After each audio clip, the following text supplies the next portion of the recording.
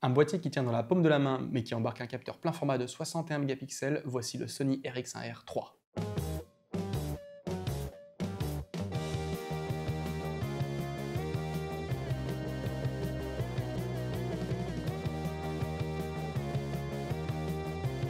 Bonjour à tous, c'est Louis de Phototrend et aujourd'hui on va vous parler d'un boîtier qui ne laisse personne indifférent. Donc Sony lance son RX1R III et ça fait presque 10 ans qu'on n'avait pas eu de boîtier de la gamme RX1.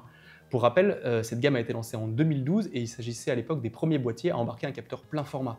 En cela, Sony avait 3 ans d'avance sur Leica qui ne lancera son premier Leica Q qu'en 2015. À l'époque déjà, l'appareil photo se montait très compact, il tenait dans la poche d'un manteau ou dans la paume de la main et il embarquait déjà une optique Zeiss Sonnar 35 mm ou en f2, une optique que l'on retrouve encore aujourd'hui sur ce modèle RX1R III, 13 ans après sa sortie. Et c'est peu dire que le retour de Sony nous a pris par surprise, parce qu'en fait, après 10 ans de silence radio, on pensait que Sony avait complètement enterré sa gamme des RX1. Pourtant, c'était une gamme qui paraissait hyper pertinente à l'heure où tous les compacts experts connaissaient un vrai regain d'intérêt sur le marché. C'est une mode qui a été lancée par les photographes et aussi beaucoup par les réseaux sociaux. Ça a été notamment poussé par le Fujifilm X105 qui a été introuvable pendant des années. Après, on a eu le Fujifilm X106 qui a perpétué la tradition du X105.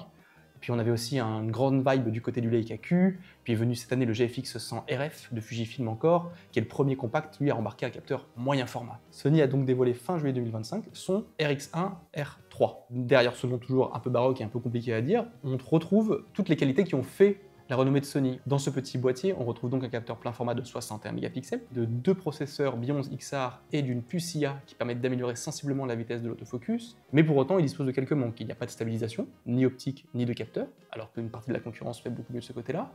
L'objectif, comme on l'a dit plus tôt, il a presque 15 ans, qui commence vraiment à dater pour un objectif photo, et on le verra plus tard, mais il y a aussi quelques défauts au niveau de l'ergonomie qui en ont fait tiquer plus d'un, nous compris. Qui permet au RX1R III de se démarquer le plus de la concurrence, c'est vraiment son gabarit. Dès qu'on l'a en main, on saura à quel point il est petit. Comme vous pouvez le voir, il tient bien dans la main, parce qu'il fait vraiment qu'une dizaine de centimètres de long pour 8 cm de profondeur et environ 6-7 cm de haut. Et le tout surtout pour moins de 500 grammes. À titre de comparaison, un boîtier comme le Leica Q3, lui, il approche les 800 grammes, donc il est presque 40% plus lourd. C'est vraiment une différence très notable. Pour autant, malgré ce tout petit gabarit, Sony n'a pas lésiné sur la construction, et on a un boîtier qui est tout en magnésium, qui est assez dense en main, avec des matériaux qui font vraiment premium. Et en plus, on peut relever que, pour la première fois depuis très longtemps, cet appareil Sony est fabriqué au Japon. Comme le boîtier est très petit, les différents contrôles sont limités à la portion congrue. Outre les classiques bagues PSM, mollet d'exposition et déclencheur avec pas de vis filetée, on dispose juste au dos de quelques commandes basiques et surtout on ne trouve pas de joystick. Toutes les navigations, le déplacement des collimateurs passeront par l'écran tactile.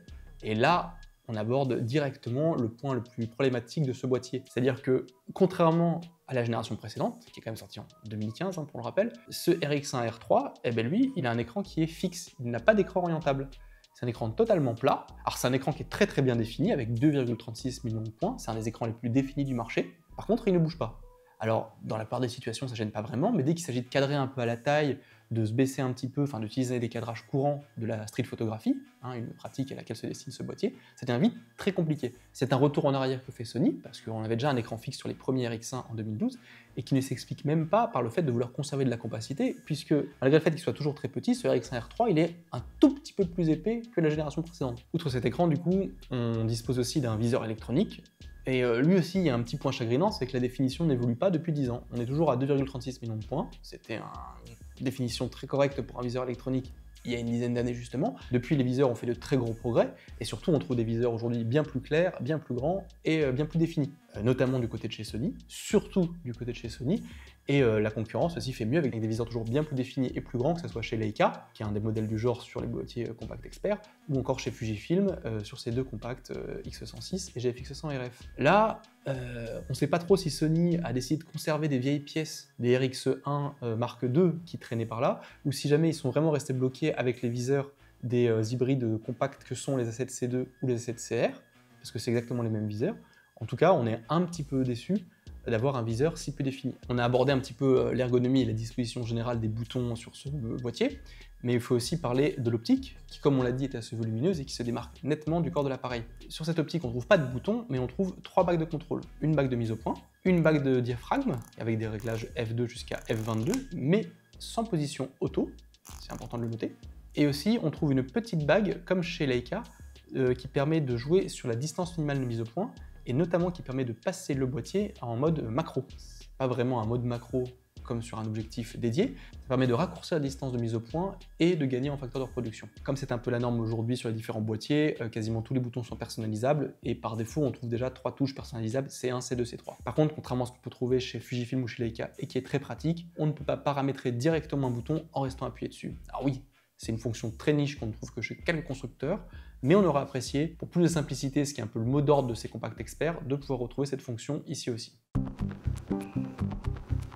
Si l'annonce du lancement du Sony RX1R3 a surpris le monde de la photo, par contre, les composants intégrés au boîtier, eux, ne sont guère surprenants. On retrouve une cellule sensible de 61 mégapixels, plein format. C'est un capteur qui accuse déjà quelques kilomètres au compteur, puisqu'on le retrouvait dès le Sony A7R4 en 2019. Mais ce n'est pas forcément une mauvaise chose, puisqu'on sait que c'est un capteur qui est très capable, qui a un grand pouvoir de reproduction des détails, et grâce auquel on peut recadrer allègrement dans les images. C'est d'ailleurs le même capteur qui est utilisé par Leica dans ses Q3 ou encore dans son hybride SL3. Pour que ce capteur puisse donner le meilleur de lui-même, Sony lui associe un duo classique de processeurs Bi11 XR. Ça, c'est une formule déjà initiée avec les Sony A7R5, également avec les Sony A7CR.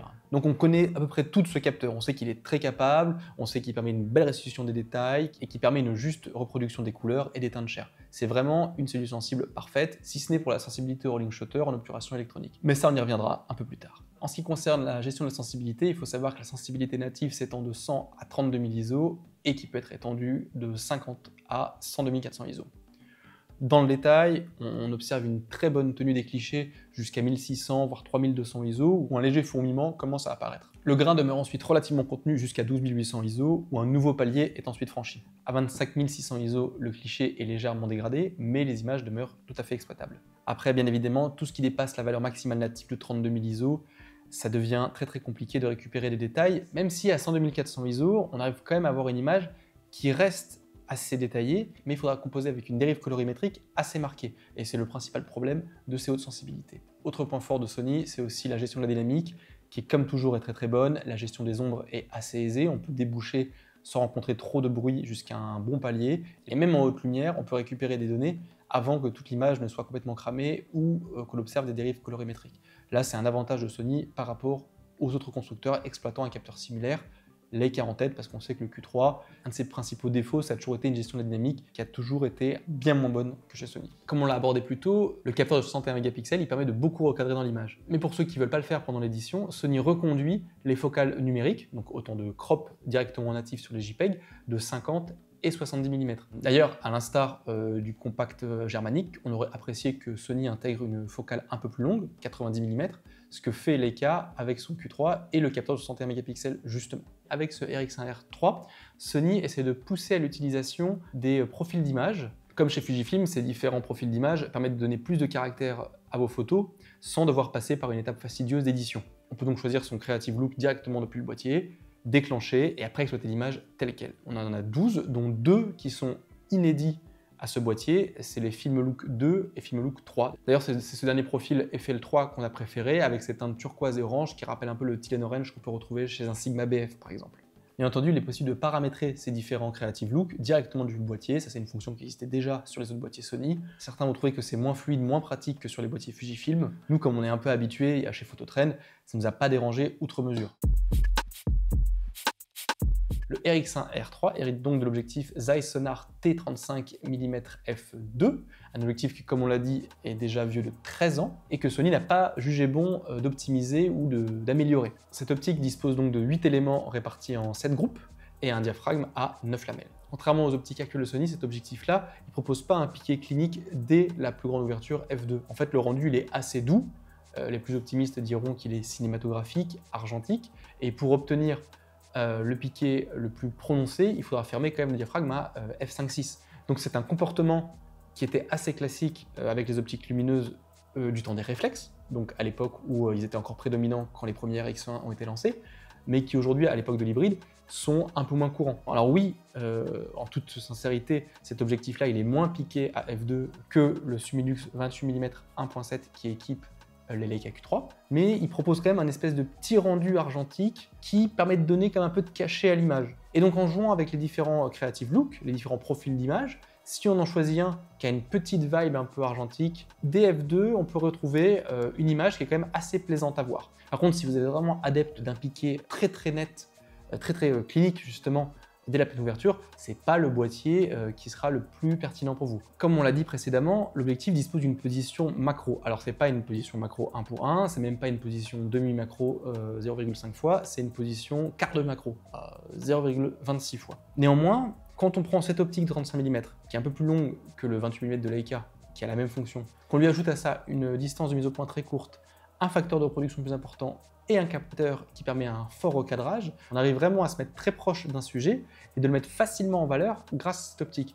Évidemment, qui dit optique dit aussi défaut optique, distorsion, aberration chromatique, vignettage. Alors là, le comportement de l'optique ne nous a pas vraiment surpris en ce qui concerne les distorsions. On en trouve un peu en coussinet, mais qui sont assez facilement compensés directement dans le boîtier, donc on n'en trouve pas vraiment trace à l'édition ou quand on regarde les JPEG issus du boîtier. Le vignettage de même, il est assez prononcé à f2, c'est guère surprenant, mais il s'atténue facilement des f2.8 et il disparaît presque à f4. Et surtout, les profils intégrés au boîtier, ici aussi, font un très bon travail pour le compenser très nettement. Par contre, le point le plus marquant, c'est vraiment les aberrations chromatiques, elles sont vraiment très marquées. Dès que vous avez une zone en périphérie de l'image qui est légèrement surexposée, une zone de flou légèrement éloignée du centre, tout de suite, on va trouver traces de franges violettes et vertes très marquées. Et ça, profil de correction activé, désactivé, la différence est complètement ténue. On en trouve une forte présence dès f2, évidemment. Et il faut attendre f5.6 pour qu'elle disparaisse. Et encore, pour retrouver une image totalement contrastée avec des noirs bien marqués, il faut attendre f8. C'est un petit point un peu chagrinant pour ceux qui veulent shooter à la pleine ouverture, ce qu'on sera facilement tenté de faire avec cette optique-là. Outre le piqué un peu mou à f2, c'est peut-être aussi ici qu'une version 2 de l'objectif aurait été pertinent pour corriger la plupart des défauts optiques. 35 mm, ce n'est pas l'objectif privilégié pour le portrait, mais certains apprécient cette longueur focale pour les sujets de reportage, pour mettre en avant des sujets dans la rue, au quotidien. Et ce Zeiss 35 mm s'en sort plutôt très bien. Avec cette ouverture f2, on arrive bien à mettre en avant le sujet. Les bulles de bokeh sont bien rondes au centre, assez dépourvues de défauts, mais très rapidement, elles prennent une petite forme ovale, pas non plus d'œil de chat dès qu'on s'éloigne du centre, mais elles ont toujours ce côté très diffus, très doux, qui permet vraiment d'avoir un joli bokeh et de bien séparer le sujet de l'arrière-plan. Maintenant, il convient d'aborder le gros point fort de ce boîtier par rapport à la concurrence, c'est-à-dire le système autofocus. Parce que là, Sony maîtrise bien ses gammes et il a intégré dans ce boîtier le système autofocus qu'il utilise maintenant depuis fin 2022 avec la 7R5. Donc c'est un système autofocus boosté à l'IA qu'on retrouve donc chez la 7R5, chez les A7C2, A7CR, A9 III, A1 II, donc tous les boîtiers d'entrée de gamme comme très haut de gamme. Donc il utilise un système hybride des phases et contrastes avec 693 points autofocus et qui couvre environ 78% de la surface du capteur. De mémoire, le capteur du RX1R2 c'était un peu moins de 40% de la surface du capteur pour l'autofocus. Et à cette époque-là, l'objectif et le boîtier avaient beaucoup de mal à marcher de concert, proposer une mise au point rapide et fluide. Ici, malgré l'âge de l'optique, les moteurs ils souffrent pas du tout, ils sont toujours très rapides. Alors ils sont peut-être un peu moins rapides qu'avec les objectifs les plus haut de gamme et les plus récents du constructeur, mais franchement le boîtier acquiert le point très vite et il suit n'importe quel type de sujet permis par son autofocus, c'est-à-dire les humains, la tête, leur corps, leur visage. Il suit aussi donc le corps et le visage des animaux en tout genre, même des insectes aussi, ça c'est très impressionnant toujours, et évidemment tout ce qui est véhicule, train, avion, voiture. Sony précise que ces boîtiers ne suivent pas forcément les deux roues, mais sur le terrain de l'appareil photo, il n'a aucun problème à accrocher quelqu'un qui est à moto ou qui est à vélo. Donc là, à ce niveau-là, c'est très impressionnant, parce que si la concurrence au niveau des hybrides, que ce soit chez Canon ou chez Nikon, arrive à proposer un système autofocus similaire, parce que la concurrence sur le marché des compacts experts, elle est quand même moins performante que Sony. Je pense notamment à Leica, qui a un système autofocus qui, malgré le fait qu'il ait été amélioré avec les Q3, est quand même assez tout sautant par rapport à Sony. Et franchement, ça c'est un vrai bonheur à prendre en main. C'est très compliqué de le prendre à défaut. Si jamais vous n'arrivez pas à avoir des photos bien nettes avec ce boîtier, c'est que c'est plus le photographe qui est en cause que l'appareil photo. C'est plus un réglage mal choisi par le photographe, c'est plus un collimateur mal placé, parce que lui, le boîtier, franchement, quand il détecte un sujet, il ne le lâche pas. Si les moteurs autofocus, malgré leur âge, sont tout à fait vaillants et capables avec les nouveaux systèmes intégrés par Sony, ils en demeurent un tout petit peu bruyants. Lorsqu'on fait des transitions de mise au point, lorsqu'on change le point, on va entendre un léger bruit. Alors, en photo, c'est pas vraiment dérangeant, parce que c'est quand même assez discret, mais en vidéo, si vous filmez sans micro, sans enregistrement externe, et ben là vous aurez peut-être des petits bruits de mise au point de temps en temps lors de vos séquences. Même si ce n'est pas un boîtier sport, on peut faire un tout petit détour du côté de la rafale et du buffer. Alors ici, sans grande surprise, les caractéristiques sont très limitées, puisqu'on dispose seulement de 2,5 à 5 images secondes en rafale, et avec un buffer qui encaisse entre 15 à 50 images. Donc très clairement, c'est pas le boîtier qui est prévu pour la pratique du sport ou de l'animalier, mais c'est un peu classique avec les compacts experts. Seul à la limite un Fujifilm X-T106 fait mieux, mais c'est un boîtier à capteur APS-C et en plus moins défini. Pour les adeptes de l'obturation électronique et ceux qui cherchent un déclenchement toujours silencieux, il faudra composer avec un rolling shutter très prononcé. En effet, le capteur de 61 mégapixels, lui, est très sensible aux déformations, et donc si vous shootez en obturation électronique, le moindre sujet en mouvement, ou même si vous bougez un peu trop vite, tout de suite, votre sujet va être totalement déformé. Donc les voitures, les objets en mouvement, les personnes qui courent, les vélos, ça va donner des photos très conceptuelles. Ce qui est intéressant ici, c'est qu'il peut être totalement compensé avec un obturateur central, qui lui n'est pas du tout sensible à ces déformations. De plus, l'obturation centrale permet, pour ceux qui utilisent un flash, une synchro flash jusqu'au 1/2 millième de seconde, ce qui est bien supérieur au 1/250e ou 1/400e ordinairement possible avec un boîtier traditionnel. Par contre, toujours en ce qui concerne ces questions de temps de pause, l'obturation centrale, elle, s'arrête au 1/4 millième de seconde. Après, si on shoot en plein soleil et à la pleine ouverture, on sera sans doute souvent obligé de passer en obturation électronique, qui elle monte jusqu'à 1/8 millième de seconde, et donc là, on prend le risque de s'exposer à des déformations du rolling shutter. De fait, pour ceux qui ont l'habitude de déclencher en plein soleil et à la pleine ouverture, il faudra penser à investir dans un petit filtre ND 49 mm à visser devant l'objectif. Et aussi en obturation centrale, ne vous en faites pas pour le bruit, parce qu'en fait celle-ci est très discrète, très douce, ça dérangera pas grand monde, et même ça donne un petit côté assez charmant au boîtier, nous on trouve, avec un petit déclenchement très doux. Si Sony conservait l'optique Zeiss d'origine, il n'y avait pas de stabilisation optique. Mais on aurait pu parier sur l'intégration d'une stabilisation mécanique, parce qu'on sait que Sony sait les faire toutes petites pour les intégrer à des boîtiers comme la 7CR ou la 7C2, et tout le monde a été un peu déçu lorsqu'on a appris qu'en fait il n'y avait pas de stabilisation du tout dans ce boîtier. Et avec un capteur aussi défini, aussi grand, c'est vraiment un gros manque en fait. Dès que la luminosité vient à baisser, dès qu'on doit allonger son temps de pause, tout de suite on prend le risque de s'exposer à du flou de bouger. Et là, c'est on ne peut plus vrai avec ce boîtier en fait, parce que si pour assurer le coup à un 80e de seconde ou un 50e de seconde, il n'y a aucun problème. Dès que vous descendez en dessous de ces valeurs, dès que vous approchez de 1 20e, 1 10e de seconde, tout de suite, même en se gainant bien, en étant très rigide, là, on a des images qui vont être floues. Alors, quand tu as accroché une demi-seconde, une seconde, voire 2 secondes pour faire des filets à main levée, ce qui est possible avec des hybrides plein format de chez Sony ou de chez Panasonic ou autre, là c'est totalement impossible en fait. Là, dès que vous descendez sous le 10e de seconde, toutes vos photos sont irrémédiablement floues. Et même les Leica Q qui certes n'ont pas de capteur stabilisé, eux par contre ont une optique stabilisée. On n'a pas de grand gain de stabilisation, mais l'option est là et c'est toujours très pratique. C'est vraiment sur ce point-là où Sony joue un peu petit bras et aurait pu faire un vrai effort et nous surprendre un peu plus. Avouons-le, on est un peu déçus.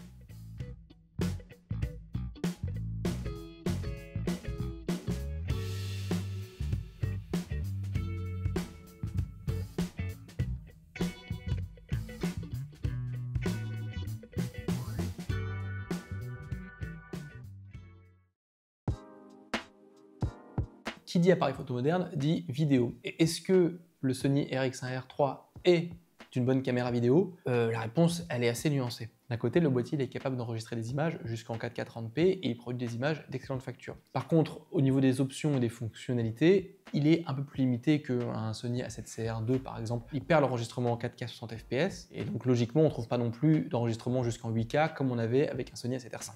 Même si Leica avec son Q3 peut enregistrer jusqu'en 8K, mais au prix d'un certain rolling shutter. Ici, en optant pour une définition et un framerate plus limité, Sony limite grandement le risque de rolling shutter, et c'est vrai qu'il n'y en a pas énormément compte tenu de la taille du capteur, de la densité de pixels. Presque il y en a moins en vidéo qu'il peut y en avoir en photo en obturation électronique. Ceci étant dit, l'absence de stabilisation qu'on mentionnait plus tôt, là c'est vraiment un point très chagrinant parce que sans stabilisation, il y a beaucoup de tremblements, de petites vibrations et ça rend les séquences totalement inexploitables. Bien entendu, pour pallier un peu à cela, Sony intègre une stabilisation électronique. Alors, elle est assez efficace, il faut dire, le niveau de tremblement est grandement limité et en filmant à main levée ou en marchant doucement, on arrive à avoir des séquences qui sont beaucoup plus fluides et qui vibrent beaucoup moins. Par contre, elles se font au prix d'un certain recadrage dans l'image, un recadrage environ 1,4 fois, 1,5 fois, donc on perd largement en angle de champ. Aussi, faute d'écran orientable, si vous avez envie de filmer un mariage, filmer un reportage, ou même vous filmez vous-même, ça devient vite très compliqué parce qu'il n'y a pas de retour direct en vidéo. Non, je filme à l'horizontale, hors paysage en marchant. Je sais pas trop ce que ça donne, on se voit pas, c'est le vlog originel. Donc il est toujours possible de brancher un écran externe via le port HDMI, mais étant donné la taille de la bête, ça devient très vite une usine à gaz, un peu compliqué à prendre en main. Comme souvent, avec les compacts experts, oui, ils sont capables de filmer, mais c'est avant tout des appareils photo avec des fonctions vidéo. Au niveau de l'autonomie de l'appareil photo, comme vous avez pu le remarquer, l'appareil photo est très petit et donc du coup, le RX1R3, il utilise donc une batterie qui est toute petite elle aussi. Alors c'est pas la batterie d'origine des premiers RX1 ou RX1R2. Par contre, Sony réutilise ici la batterie NP-FW50. C'est une batterie qui à l'origine était utilisée sur la série des boîtiers A7 II et qu'on n'avait plus vu depuis les derniers hybrides APS-C type ASCII-1400. D'après Sony, cette batterie, elle offre environ 270 à 300 vues. Alors on sait que les mesures des constructeurs sont toujours un peu conservatrices, mais nous, on n'a pas réussi à obtenir beaucoup plus. Très précisément, lors de notre première journée de shooting, on a réussi à obtenir 366 images et quelques secondes de vidéo avant que l'appareil ne s'éteigne complètement, faute de batterie. Donc pour qui part en voyage ou part en reportage avec ce seul appareil, il faudra penser à emmener plusieurs petites batteries Sony comme ça, parce que sinon vous allez vite tomber en rade. Évidemment, Sony aurait pu mettre une batterie plus imposante dans son boîtier, mais ça aurait contribué mécaniquement à faire grossir le boîtier, ce qui a priori n'était pas la volonté du constructeur ici. On va aborder assez rapidement la partie connectique de l'appareil, puisqu'elle est assez limitée. On dispose en tout et pour tout de 3 ports, un port jack de 3,5 mm pour brancher un micro uniquement,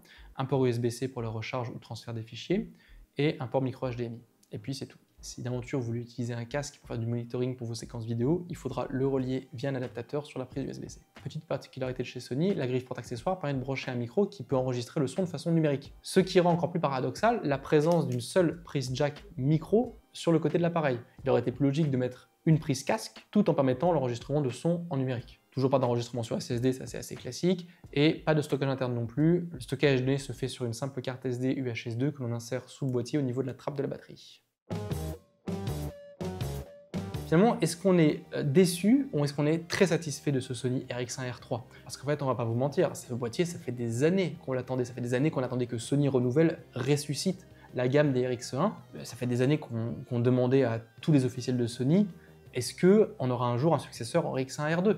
Et là, quand il arrive, d'abord, on est très surpris puisqu'on ne s'y attendait pas du tout à ce moment-là. On pensait que franchement, Sony avait intérêt et que bon, fallait se faire une raison, il n'y allait pas avoir de successeur RX1R2. Mais finalement, le constructeur japonais nous a donné tort et nous présente un nouveau boîtier et qui embarque tout ce qu'on attendait de lui à première vue. Donc on retrouve un boîtier très compact qui rentre dans la poche d'un gros manteau, on va dire ça comme ça, ou dans un sac à main assez facilement, qui a toujours une focale fixe standard lumineuse et qui en plus dispose maintenant d'un capteur plein format moderne très défini qui offre une excellente image et il est doté d'un autofocus très performant.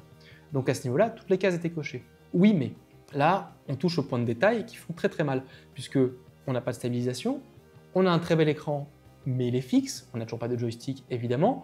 L'optique, c'est un caillou qui est vieux de presque 15 ans maintenant, et ça se ressent parce qu'à la pleine ouverture, le piqué il est très doux, si on est gentil. Surtout ce qui fait le plus mal, c'est le prix. Parce qu'en fait, cet appareil photo, il est lancé à 4 899 €. Presque 5 000 € pour un compact expert, sachant que le modèle précédent, alors c'était il y a presque une décennie, il avait été lancé lui à 3 200 €. Il y a quand même un sacré delta. Même en ajustant avec l'inflation, on reste toujours largement en deçà du prix annoncé par Sony. D'habitude, les compacts experts, surtout les compacts experts premium comme ça, leur principale qualité, c'est d'être une sorte de bon rapport qualité-prix. Par exemple, un X106, qui regroupe la plupart des fonctions d'un XT5, eh bien, il coûte moins cher qu'un XT5 tout en embarquant une optique. Il en va de même pour un GFX 100 RF, qui coûte moins cher qu'un GFX 100 S2, duquel il reprend beaucoup de caractéristiques, mais il embarque une optique 35 mm f4.